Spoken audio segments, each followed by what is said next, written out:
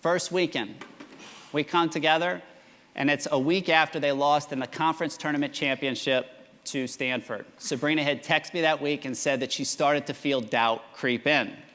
And so when she said that, I thought of something that I wanted to attach to her word, which was assurance, that came from Gino as he was reflecting on what made Diana Taurasi so special. These are 4 amazing questions that you can ask yourself or your best player. First of all, there was never a time she stepped out on the floor where she didn't think that she was the best player on the floor. I asked Sabrina that question. Do you feel like you're the best player regardless of the competition? 0 for 1.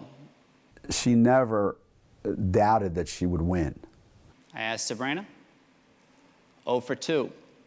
She never doubted that if something bad happened, that she could fix it. This was helpful. Sabrina said yes, so that was 1 for 3. But what she did, which is unusual, and some great ones have this, she convinced every one of her teammates to be like that. So obviously, Sabrina wasn't at that space.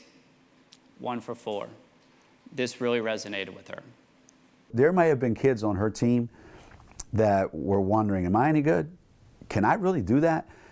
And Diana would go, sure you can. You can do this, this, this, and exactly what I'm telling you to do. You're going to be able to do it.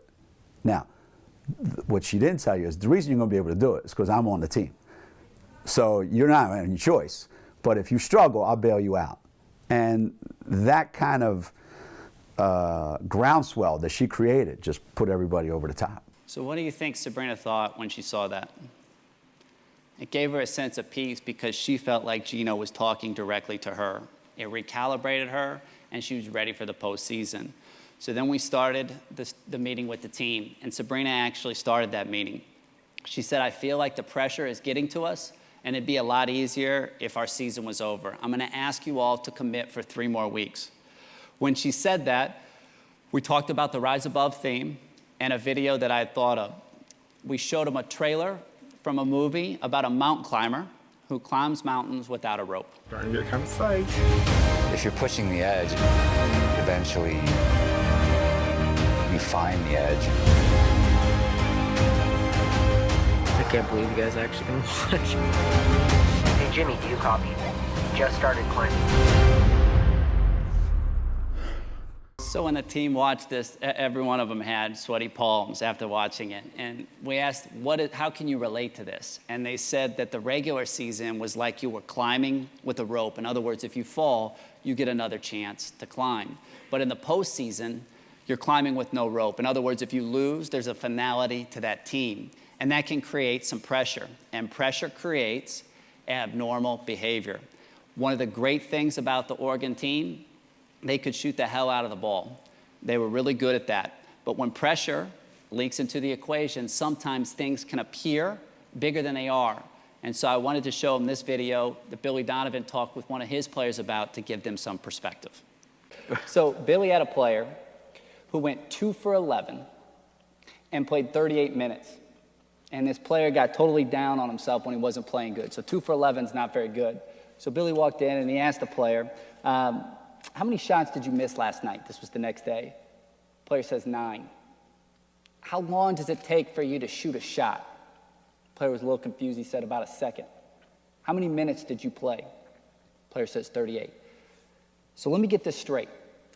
You allowed 9 seconds to affect the rest of the 37 minutes and 51 seconds you played. And that was all he had to say. So I asked the team, how many of you all let the minority affect the majority? All the hands shot up. And that was on an individual level.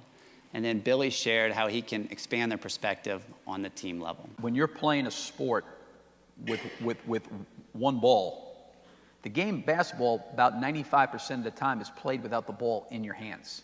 And so much of these guys are unable to play their 95% because they're so consumed with their 5%, and their 5% takes them to these incredible emotional highs and lows based on whether the ball goes in the basket. You ever see this when a guy makes a shot and they run down the floor saying, come on? Like, how about like when you miss a shot, say, let's come on, you know? Like, It's interesting. So to Brett's point, I try to like expose the game of basketball for what it is and try to get them to see what the big picture is in the game. That making shots is going to come and go, but the things that you can actually have control over are the things you're having to do 95% of the time. Why not focus on being great at those things? I asked the team if they'd ever thought about basketball in that way.